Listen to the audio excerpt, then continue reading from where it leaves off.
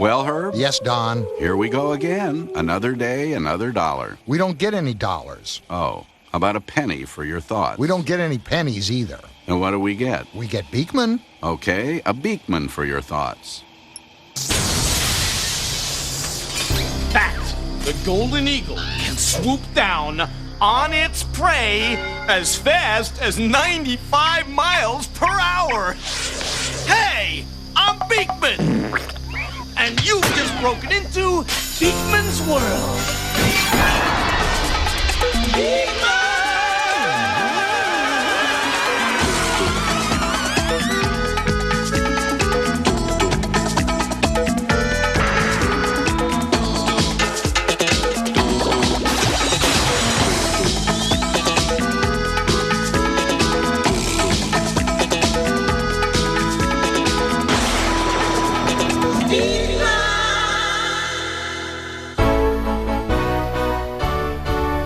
My brain is itching with answers, just dying to get out. Let me out of here. Scratch me with a question, CB.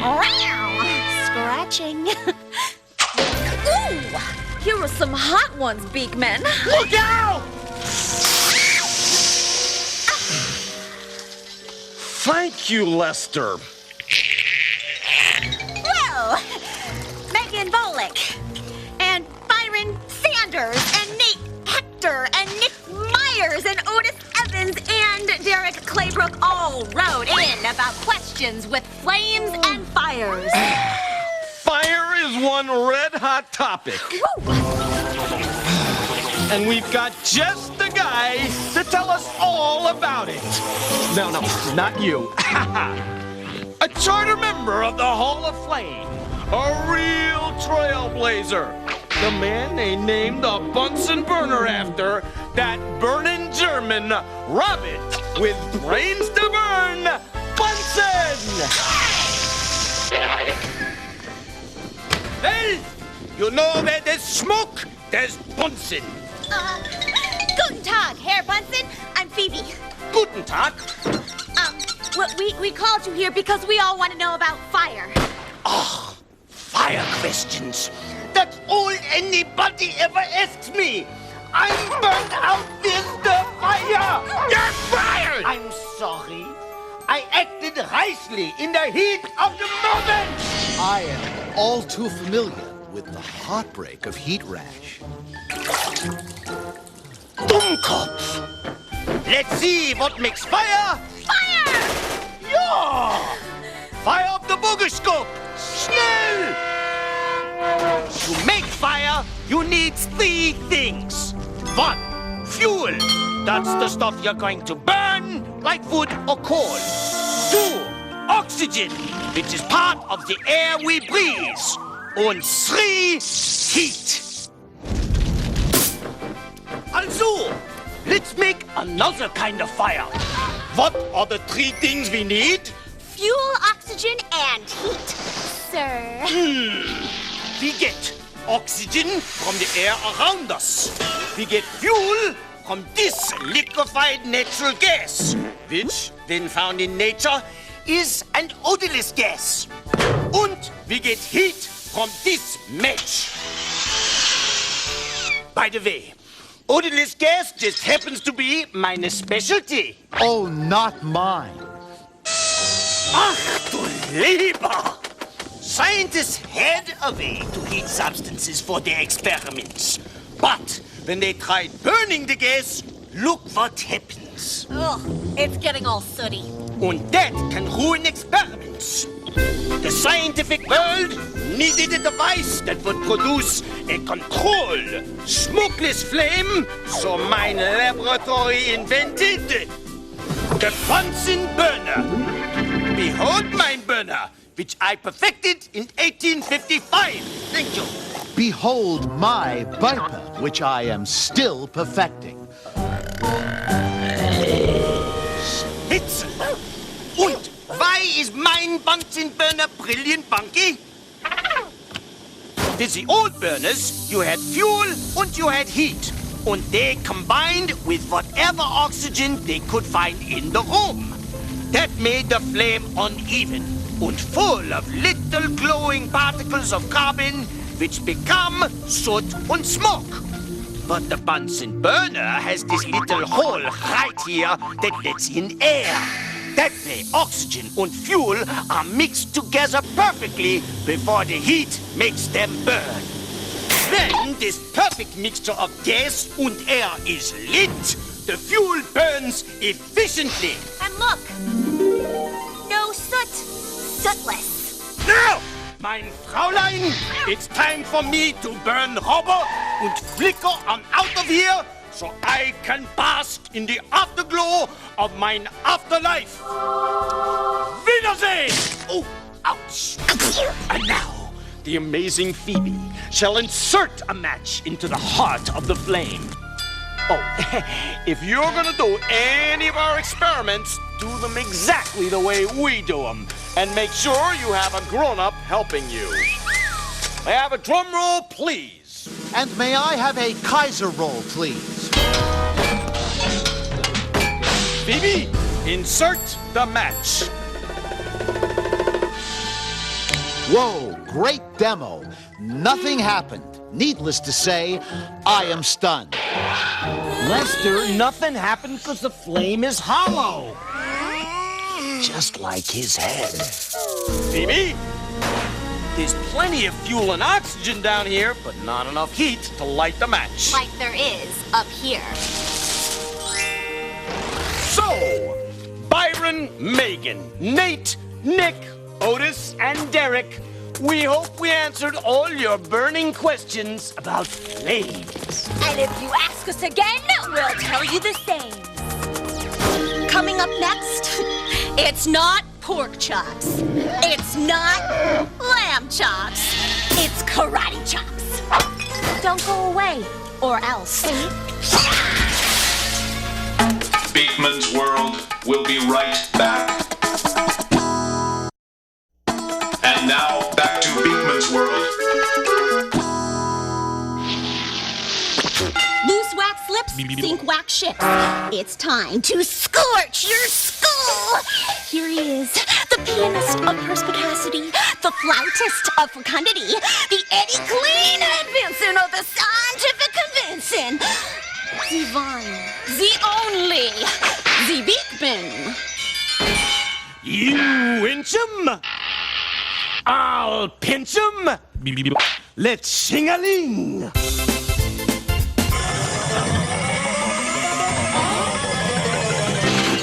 So when these two scientists walk into a bar, Question! Barry Beals of Gaithersburg, Maryland writes, Dear Beakman, how many ants does an anteater eat?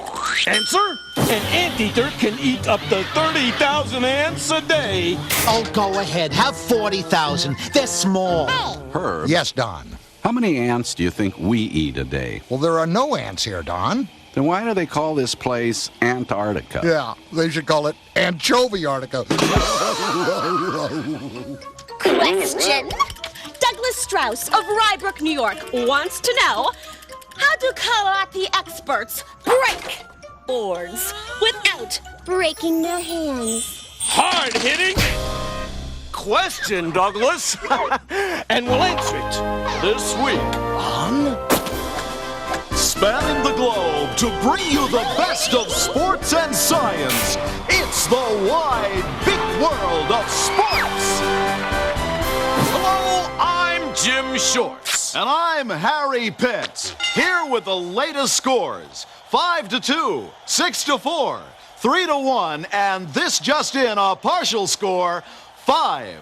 Back to you, Jim. Thanks, Harry, and welcome to another edition of the wide big world of sports.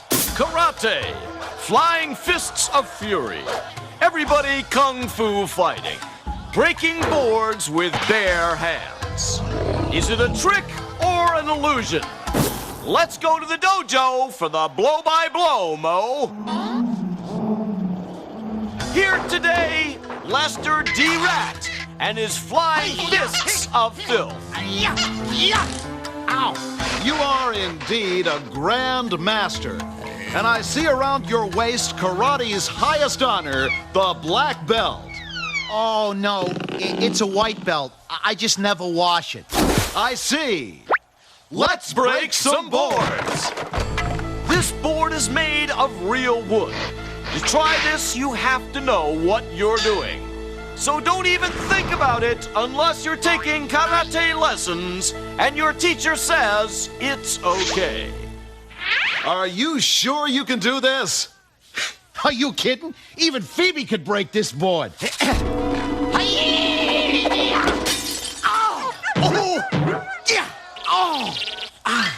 Bring in Phoebe. Are you ready? Sure. How did she do it? Let's take a look at our dojo slow-mo. When the hand hits the board, it gets compressed or squished together between the arm and the board, playing to the hand's greatest strength. The board doesn't get squished, it gets bent, playing to its greatest weakness.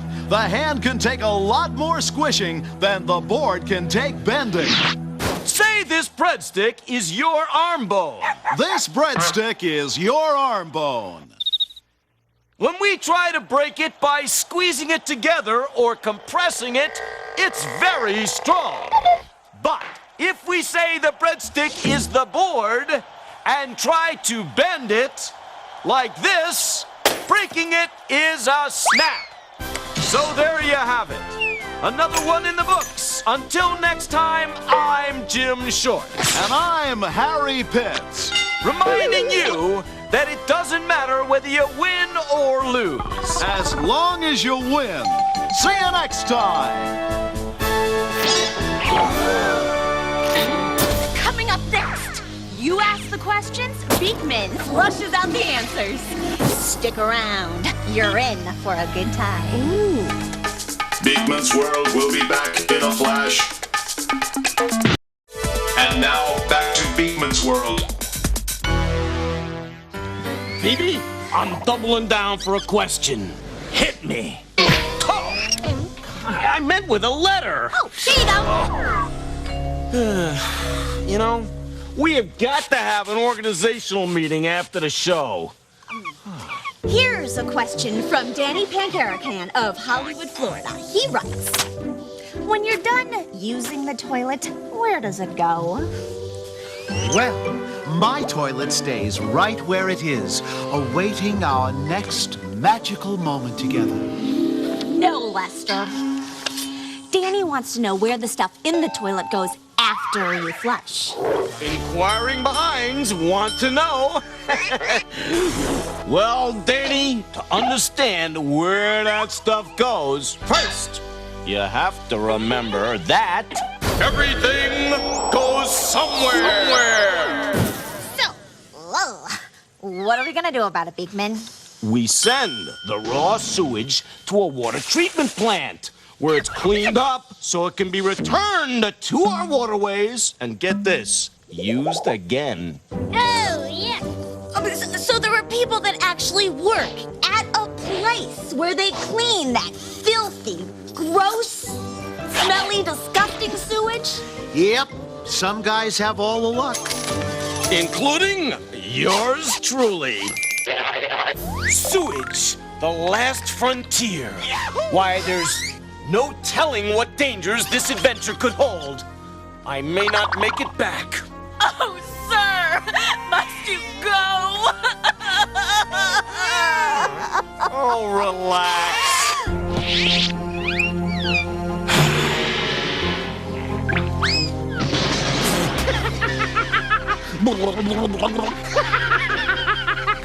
When you gotta go, you gotta go. Ray?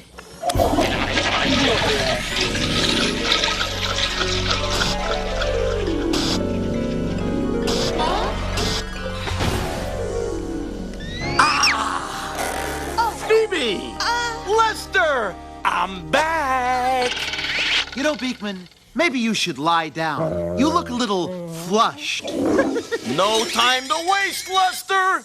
Danny is still waiting for his answer about sewage. When stuff gets flushed down your toilet, There are a couple of places it can go. In the country, it'll probably go to a septic tank. In the city, it'll probably travel through long pipes called sewers to the sewage treatment plant. Time to go! Welcome to the Beakman sewage treatment plant. The first thing that raw sewage hits is this screen. Oh.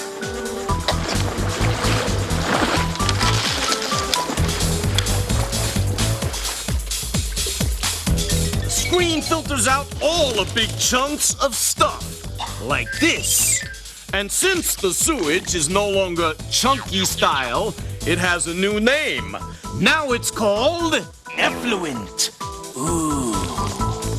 The effluent flows into this thing, the primary sedimentation tank, where heavy stuff like sand and dirt settles to the bottom and form a gunk called sludge.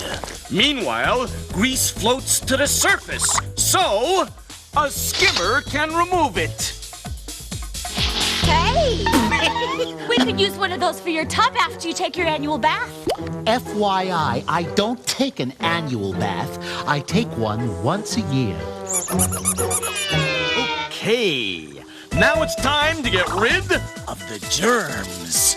We'll send the effluent on its way to the second stage of sewage treatment. This is where the real party is. Air is pumped through the effluent, creating a beautiful fountain of filth. And speaking of filth, oh, Lester, will you do the honors, please? Delighted.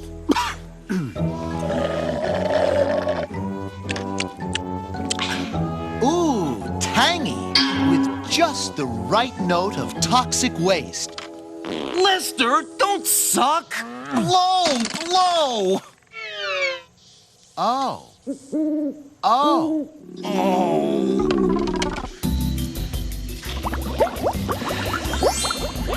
Since sewage is full of harmful disease-causing bacteria, the air helps promote the growth of good bacteria that gobble up the bad guys. What's left over is more sludge that can be turned into fertilizer and sold to farmers. In the secondary sedimentation tank, the effluent is skimmed again. And then sent to a chlorine contact tank. Here, they add a little chlorine to the effluent to kill a few more germs. Phoebe? Chlorinating. Finally, it's pumped into a river or stream. Or lake or ocean. Phew! I had no idea just flushing a toilet involves so much serious work. I'm gonna go lie down. No, Lester, stand up. Stand up and salute the men and women of your local sewage treatment plant. Those science-loving, sinus-impaired folks who sail the sewer seas so that the water we use can be safely returned to the world's waterways. Everyone, please rise for the National Sewage Anthem. Oh, the water that goes down your toilet or drain must be clean before we can use it again. Through filters and sludge tanks and back down as rain, recycling each drop that we need. So don't flush for fun or run water till the tub fills and spills on the floor. We only can borrow the water that's here. There's no place to get any more. Oh, sewage is filthy. It's gross and diseased. We can't let it poison our rivers and seas. If we don't take care, we'll be up to our knees in muck. We'll be stuck in for good. So, Danny Pancaracan, now you know where the water flows when round and down the toilet it goes. If we don't take care, we'll be up to our knees in muck. We'll be stuck in for good. How much raw sewage do Americans create in a single day? We'll gross you out after this, so stay right there, won't you? Beakman's World must now take a beaker break. And now, back to Beakman's World. How much raw sewage does America put out daily? 15 billion gallons. That's enough to fill 1 million swimming pools. And we do that every single day. At least I do. And no matter how hard we try, we can't clean all of it.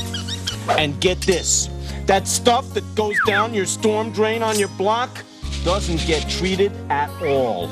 It goes right out to your local ocean, lake, or river. So, don't throw anything down there today that you don't want to be swimming in tomorrow. Did somebody say swimming? Last one in the pool is toxic waste. Whoa! See you next time! On Beakman's World. So, Don, did you learn anything about sewers? I learned that it's one more advantage we penguins have over people. You mean? We do our business right in the ocean, eliminating the middleman. You said a beakful, Don. The end. Well, that's what I meant.